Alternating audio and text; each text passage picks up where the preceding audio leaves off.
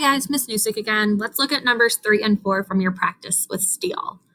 So number 3 says, Billy was 17 years old. He was wearing a new navy blue overcoat, a new brown trilby hat, and a new brown suit, and he was feeling fine.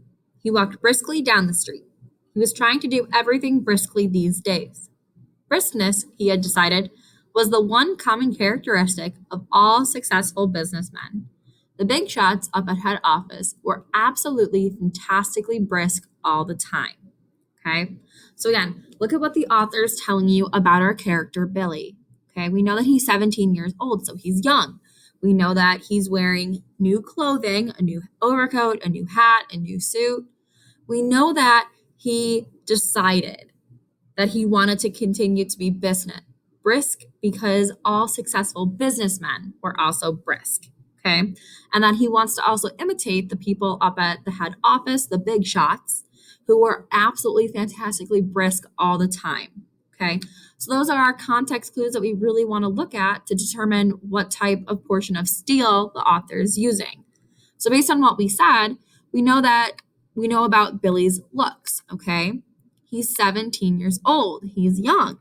Okay, we also know that he's wearing these new clothing. So that's going to tell us that he's trying to be impressing, or that he's trying to impress others, because he wants to make sure that he is appealing to the big shots up at the head office. Okay, he's very motivated and very eager to please these people because he wants them to notice him. Okay, we also know that Billy is thinking something. What exactly is Billy thinking? Well, when it says that briskness, he had decided. He's deciding this to himself, okay? And he's thinking about how briskness was one common characteristic that all successful businessmen have. And again, if he wants to be successful, if he wants to be a successful businessman, he has to be brisk, okay? So again, that's restating how he's very driven and very motivated, okay? Number 4. On a rooftop, a Republican sniper lay watching. Beside him lay his rifle, and over his shoulders were slung a pair of field glasses. His face was the face of a student, thin and aesthetic. But his eyes had a cold gleam of the fanatic. They were deep and thoughtful, the eyes of a man who is used to looking at death. Now, from this section, what context clues can you pull out? Okay, well, we know that this character is a Republican sniper, laying and watching, just waiting, okay? We know that beside him, a weapon and a pair of field glasses are right there. We know that his face is the face of a student, okay? So you start to kind of get a picture of what this person may look like, a younger face, okay? His face is very thin, okay? But his eyes are different, okay? They have a cold gleam to them. However, they're not new to looking at the idea of death. Okay, he's very, very common with this. So based on this, what do you think the steel portions that we're using would be?